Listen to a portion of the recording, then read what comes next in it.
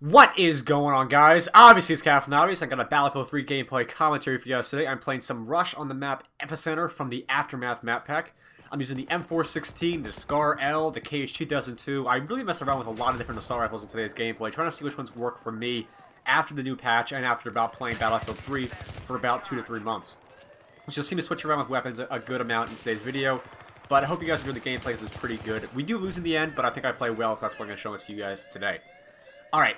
Now, before we get into today's topic, I want to talk to you guys about a few things. Number one, if you guys are watching the video right now, I want to thank you guys so much because you guys are dedicated subscribers who actually want to look out and try to find my video because, you know, it's difficult. It's very, very difficult to actually find a video that I made in today's YouTube layout.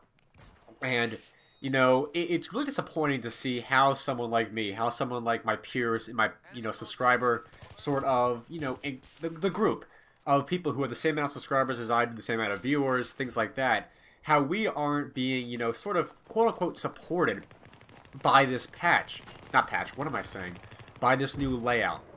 Because the way it works is that it only shows the recommended, videos that YouTube wants to show you.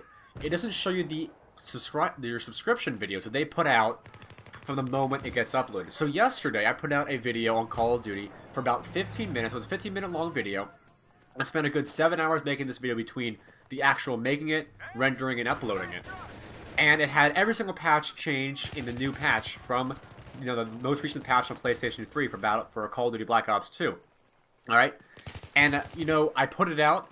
And within the first half hour or hour or so, I only have about 13 views. And from the moment that happened, it sparked something in me. I'm like, what the hell is going on? I did not know what either I did wrong, what happened with YouTube, what algorithms got messed up.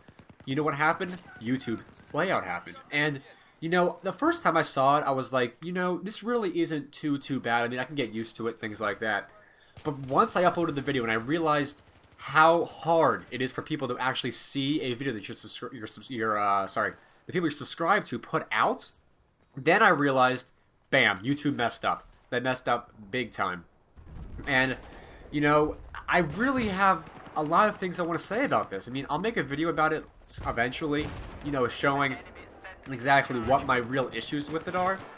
But I thought just let you guys know who are watching the video right now that you guys are, I really do appreciate the fact that you're watching this video because it's really difficult for me to actually get a viewer now just because of this change. And, I mean, yesterday's video I expected to get a lot of views because it was, the day of the patch, a lot of new good things. I talked about a lot of good things in that video.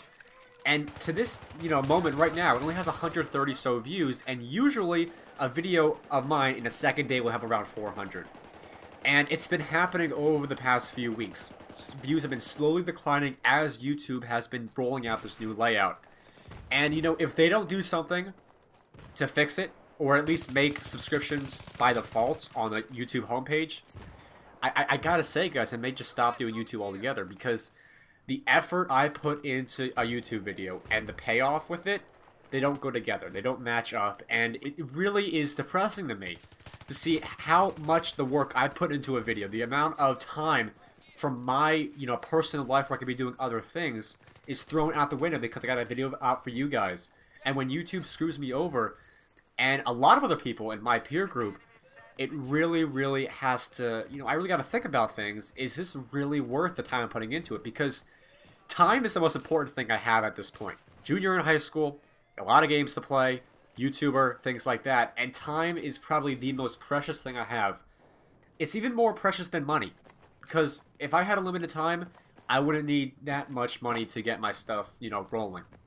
But I only have a limited amount of time, and now the fact that the amount of time I put into it with a lower amount of payoff really, really makes it difficult for me to rationalize the time I put into YouTube.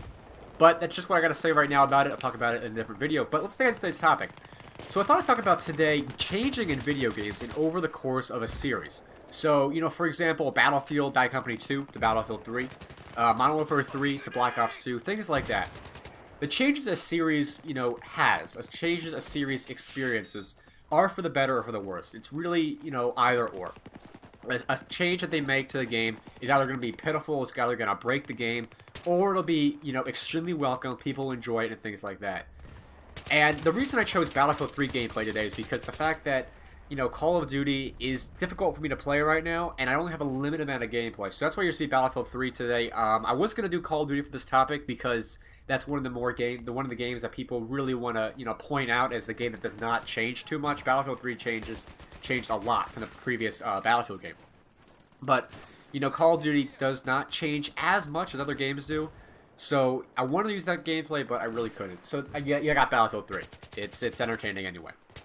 So I think the one main thing I want to point out in terms of changing in a video game over the course of a series is the fact that, is change really, you know, necessary? I mean, for a game like Call of Duty where people will have fun with it just because it's Call of Duty. I mean, for me personally, Black Ops 2, it's still technically the same quote-unquote, you know, formula for the game. It's still technically the same, you know, outward appearance of the game. But they did change some internal things. But the way I'm looking at it right now is, do you really honestly think, picture it in your minds, where can Call of Duty go to change? What do you want them to change in that game? Where is there change that can be added? Think about Battlefield 3. Where can they change about this game that really will improve the series, you know, greatly? Now, don't tell me they're going to change up the graphics or the sound or the guns, because that's bullshit. What people want is they want vast change in these games. The only place that I feel that a first-person shooter can go in terms of vast change, for Call of Duty example, is more RPG elements, which would be stupid. Larger maps, I guess. Vehicles, maybe? But really, try to rationalize with me here. Is there really room for Call of Duty to change? What do you want to add in there that is so drastically different that people will stop complaining about on a day-to-day basis? I really can't see, you know, think about anything, honestly. I really can't think to myself that this right here is something that'd be great in Call of Duty. And the fact that people always, you know, complain about how it never changes, they never provide things that they want it to change with. They never provide you with things that they want different about the game, because there really isn't anything to change. I think by change, most of these people mean just stop the series in total. Just altogether, just stop making Call of Duty games. And that's never going to happen until, you know, for some reason Activision decides to stop the series. Because where is their change going to be? I honestly can't think of a place where I would want to add change to a game. It's really, really difficult. I mean, you can change an RPG, you can change a real-time strategy, you can change an MMO vastly. But a first-person shooter where there's really little room for change, there isn't a place to change it.